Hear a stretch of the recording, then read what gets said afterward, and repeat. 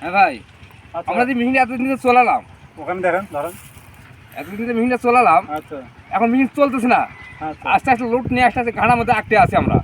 মানুষের গাড়ির পিছনে আর পড়ে আছে, আরো ধান আসতেছে না, আচ্ছা আচ্ছা ঘাড়া সব বন্ধ। মেয়ের সমস্যা কি? আমাকে দেখলাম মেশিন একটা সব খুলতেছেন, তার সমস্যা কি আমাকে বুঝে দেন। ও কি কারণে কি সমস্যা? চলতি মেশিন হঠাৎ করে বন্ধ হয়ে গেল। জি ভাই, আপনি সুন্দর কথা বলছেন, কারণ আপনি গুরুত্বপূর্ণ কথা বলছেন, কারণ এখন পিছনে অনেক ধান আছে, আরো ধান ধরাতে হবে। জি জি জি, এখানে আপনি সুন্দর। ভাই আপনার একটু নাম বলেন। আমার নাম দেলোয়ার মোহাম্মদ দেলোয়ার রহমান। বাসা কোথায় যেন? বাসা নিশ্চয় কাজলদিন মধ্যে।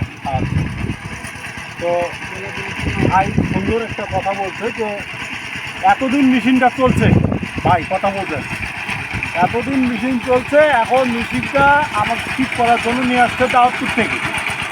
কিন্তু দাওয়াতপুর থেকে আমি মেশিন ঠিক করতে আসে আমি এই সমস্ত জিনিসগুলো খুলছি। এখন ভাই আমাকে প্রশ্ন করছে, সুন্দর প্রশ্ন করছে। হ্যাঁ ঠিক আছে, মেশিনটা চলছে কিন্তু এখন মেশিন কোনোভাবে চলতেছে না, এগুলো খুলতেছেন কারণটা কি? তা অবশ্যই ঘটনা হচ্ছে ভাই, আপনাদেরকে একটু দেখাই। এটা কিন্তু একটা ক্রাঙ্ক ভাই, দেখা, এটা কিন্তু ক্রাঙ্ক, বুঝছেন ভাই? এটা কিন্তু ক্রাঙ্ক।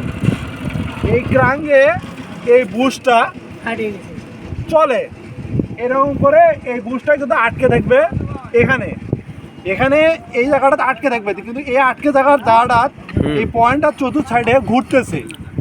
ঘোরার কারণে এখানে মোবাইল সাপ্লাই দিয়েছে ঠিক, কিন্তু এখানে যখন জামটা যখন হয়ে থাকবে, সেই জামটা না থাকে, এটা পুরোটাই আপনার ঘোরাঘুরি করছিল। ঘোরাঘুরি করার কারণে মোবাইলটা ফেল করছে, করে চাকা দিছে জাম, আর ক্রাঙ্কের জায়গাটা মারছে ঢক, যার কারণে মেশিনটা কোনোভাবে আর লোড নিচ্ছে না। এখন আমরা কি করব? এই মোবাইল পাম্পটা চেঞ্জ করব। এই মোবাইল পাম্পটা আমরা চেঞ্জ করব, এই পুরো সেটটা ক্রাঙ্কের হাউজিংটা এটা চেঞ্জ করব, বুশটা চেঞ্জ করব, এটা এসটিডি মাপ, বুশ চেঞ্জ করব, একটা ওয়েল সেল মানে গ্যাস কিটটা চেঞ্জ করব, ওয়েল সেলটা চেঞ্জ করব, করে এটা যদি আমি মোটামুটি এখানে যদি লাগে দেই, মেশিনটা 100-তে 100 চলবে। ভাই আপনাকে বুঝাইতে পারছি? ভাই বুঝতে পারছি। আসসালামু আলাইকুম ওয়া রাহমাতুল্লাহি ওয়া বারাকাতুহু। আপনারা নেক্সট ভিডিও দেখার জন্য অপেক্ষা করেন।